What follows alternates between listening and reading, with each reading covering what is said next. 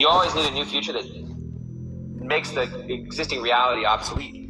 But even how a leader frames the last month or the last week, it could be the same way. If the leader is still, framing it in such a way, it's like, why did this happen? Like, why are we where we are? Only by reframing the past in an empowering way can you then get the rocket to go. And so that's you taking responsibility and saying, okay, I see what it is. I see what's there. I'm going to use this to be better, right? Better than bitter is the simple way of saying it. But that is a choice you have to make in the present. And you then have to shape and frame the past in such a way as a new model that then, boom, now fundamentally new things are possible. So good. And when you talk about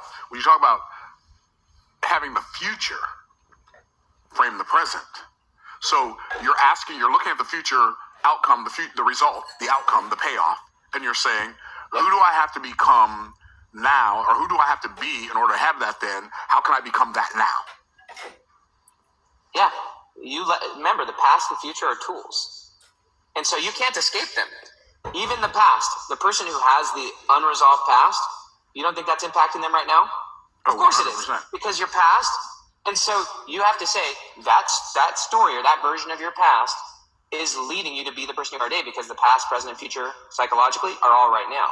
So you frame it, even by the way, Covey said this. Covey said this. He said, you could whack at the branches for years and decades of attitudes and behaviors. But you won't get anywhere unless you focus on the root, which is what he calls your paradigm. When you change your paradigm, which I call your frame, immediately your attitudes and behaviors change. Working on attitudes and behaviors is freaking a fool's errand. You reframe, and now the new reality is possible. So when it comes to the future, and a lot of people say this is ruthless, and it is ruthless, rather than present, and a lot of people let their present self or even their present system dictate their future. If you let the future dictate you in the present, it's a lot harder of a truth. Because especially if you take the goal to impossible levels, or what we'll call 10x levels, if you actually let the future dictate the present, you have to make massive changes in the present. What I'll call your floor has to go through the roof, and you got to start saying no to a lot of the old stuff. But that's when you really start to make the rapid change. That's when you really start to. It's amazing how fast things change when you start letting go of the old identity. Start letting go of the old security blankets, and you then, you recommit to the new goal, and then you start to execute on it. It's amazing how fast things can change. But I'll tell you what I have found is that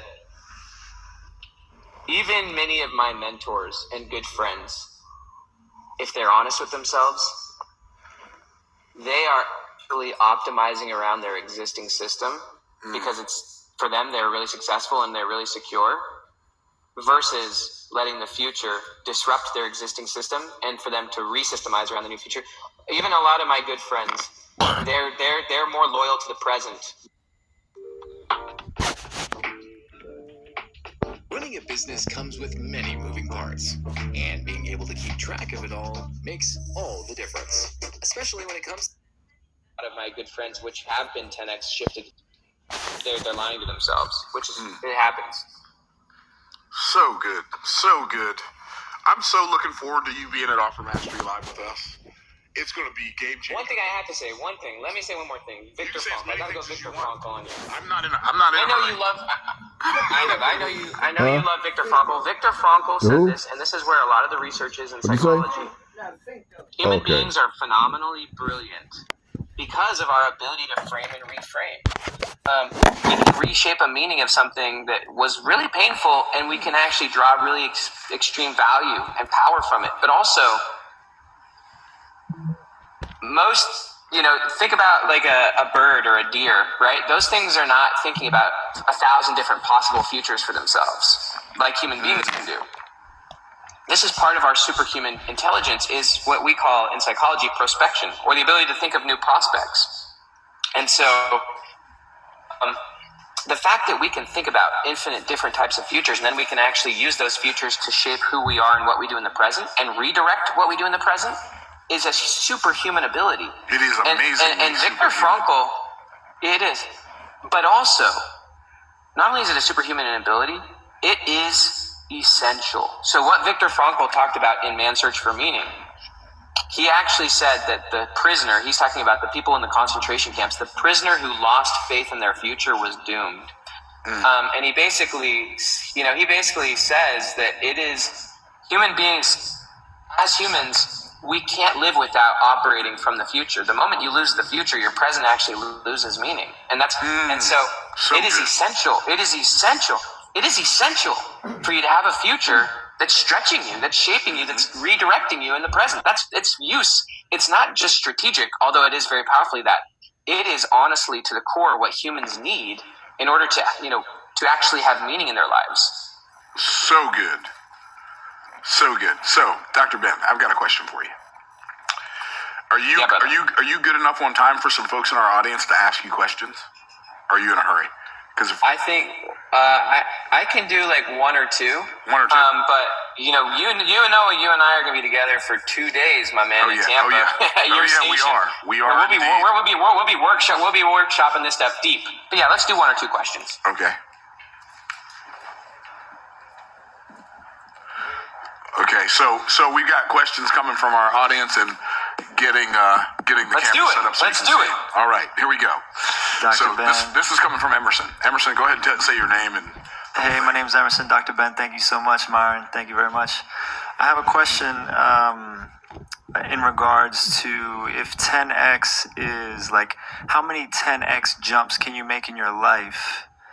Like, is it something you can do every year and live your life always in an exponential growth state? Or do you more so step back and say, okay, I'm going to make 2 or 3 10x jumps in the next 20 years? That is going to be to your own temperament. That's going to be to your desire, of how much you want to shift your ceiling. A lot of people, they'll get to a certain place, you'll 10x a few times, and then at a certain point you say, this is my ceiling, right? And you just say, this is good. Or you can say, this is my floor. What's the next big leap, right? And so, but you do get better at it. I think it's really important to realize that the 10x's don't look the same every 10x. Over time, it's not about it. The first ones are a lot about, they're harder in the beginning. They become more and more about leverage and about your mind and about thinking different as you go. And so it's really up to you in deciding what you want to accomplish. It might even eventually shift you out of business where you're doing other things, right? And so I think it's really important to not look at them always as it's the same. It's not me just continuing to do from 100 books to 1,000 to 10,000 to 1 million to 10 million to 100 million. Like, it doesn't. Often it goes different and it shifts to a different qualitative nature where now you're doing something different and even more important and even more valuable than you were doing in the past. And so don't overly think about it in one way. But yeah, my answer is it's kind of up to you and how many lifetimes you want to live in your lifetime. Back to Einstein, and so at a certain point, like for me, I'm always wanting a bigger future that's shaping the transformation in my present. Even if that transformation is just me investing more and more into my kids and what that means to me with 7 kids. But yeah, I think you got your own answer. Yeah, you get to have as many 10x's as you get to have as many 10x's as you choose. Some people, they're not going to have very many in their life. They're eventually going to get to that more, what I'll call Newtonian perspective, where they're going to let the past dictate the present, and they'll let their present shape their future. So Dr. Ben, I'm good with your 2 people, but we actually have 2 more if you can take them. If you can't, you can only take 1 more. That's fine. Of course. Okay. No, let's do the 2 more. Okay. Dr. Ben, thank you so much. Myron, thank you. My question is, I know you said determining your actions, the thing you're saying yes to, the thing you're saying no to based off of where you want to be in the future. How immediate would you say those decisions need to be made? Is there any level of planning of, I want to be able to say no to these things, but based off of circumstances in the moment, is there like a level of waiting, perhaps off of like resources or time, or do you believe that disconnect needs to happen immediately? I would say some things you be really honest. You know, you take it to your team, you take it to your family, and there's certain things that you let go of sooner than later, right? I would say as soon as possible on certain things. Other things, logistically, you could probably get rid of sooner than you think, right? I'll give an example. This is a funny one. So there was an entrepreneur I was training, and he's had a business for 10 years, but he's really starting to work on a new business. And his goal, his objective was to just keep the one business. It was actually in a different country.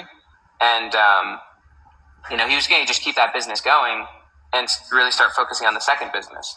And I said, well, what would happen if you took your 10-year goal and you just made it a 1-year goal? He said, oh, I'd have to sell the business now. I was like, oh, so interesting. You were going to keep that business for 10 years, but now just by simply moving the timeline, now you got to get rid of that business. Just because he moved the timeline, he now knew that he couldn't justify keeping that thing. And also by getting rid of it, he could then use those resources in his new way, right? And so I get that every situation's a little different. So maybe you do the next 90 days or the next, you know, give yourself to the end of the year to organize certain things so that you can prep and get rid of them. But you're being honest about it. You're letting the future organize your strategy and organizing your plans and even organizing the rest of your year so that it's clear, it's obvious, it's not hidden. You know, and so, you know, every situation is going to be a little different. Some things are a little harder to let go of than others, right? I get that. But if you're not being honest and actively working towards it, then it's not going to happen. And I'll just one more thing. Usually, think about it with a bad employee, genuinely. Usually, the bias is holding on to something for too long out of fear. And when you just let it go, you quickly adapt to the better system much faster. Thank you.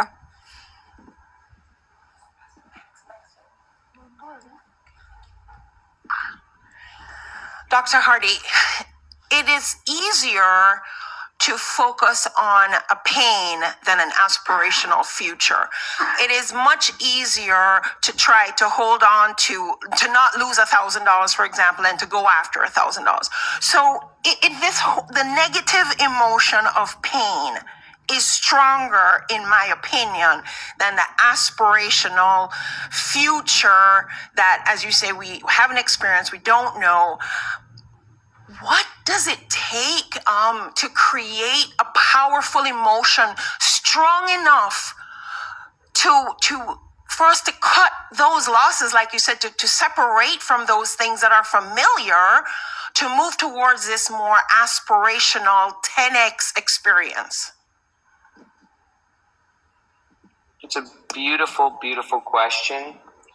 There's two ways that I look at it. One is kind of back to Covey. It's a lot more painful to fight against the existing reality than to create a new frame.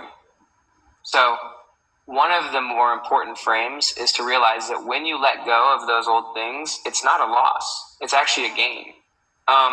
It's actually a gain when you let go of the old situation or the old role. Even though you had invested a lot of your old self into it, your former self invested a lot into it. It's a phenomenal gain because by letting it go, now you're rocket shipping. You know, it's actually like Newton's third law. It's holding you down. It's creating gravity. And so by letting it go, part of even with the marshmallow test, which is really famous and popular, the real trick of the marshmallow test was not willpower. It was reframing. They taught the kids to use their minds to reimagine the situation. They would pretend like the marshmallows were clouds, right? They were looking at the situation. And so the big thing is not fighting the existing reality. It's about creating a new model that makes the old one obsolete. I'll give an example.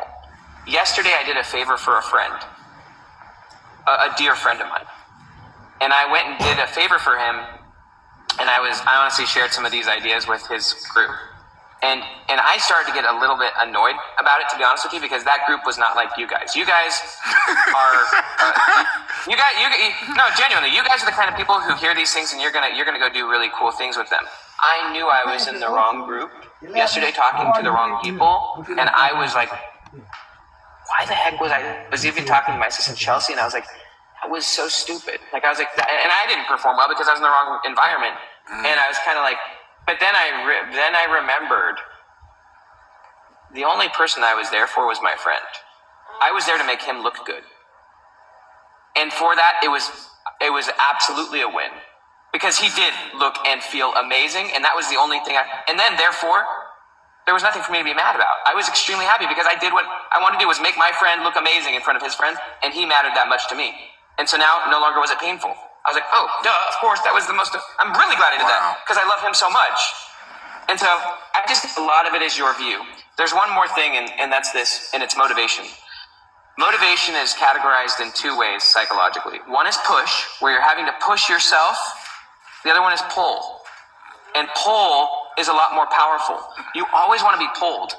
And so pull happens when you really start to continuously, first off, clarify the vision, but then also when you're coming to reframing the past. As an example, if you were, think about your team. If you were to show them in the last week that there is evidence, remember, it's like gratitude, you have to create it. You show them evidence in the last week that big things are happening. That evidence starts to get them excited where they want more of it. It starts to pull them towards getting more. And so you ultimately just want to get to the place where you're being pulled forward rather than having to push. And it becomes a lot easier when you let go of the old stuff, but also when you start framing the past, where you start seeing the progress. I guarantee you, in your 2024, if you were to look at just 2024, your 2024, and compare it to who you were and what you were doing in 2023, you are doing so many things in 2024 that you weren't doing in 2023 that are towards your bigger future. And if you keep reminding yourself of that and looking at it and appreciating that, you start to get pulled. You really start to feel it. You really start to feel it. Hey, y'all, let's give it up for Dr. Ben Hardy. Wow, I am so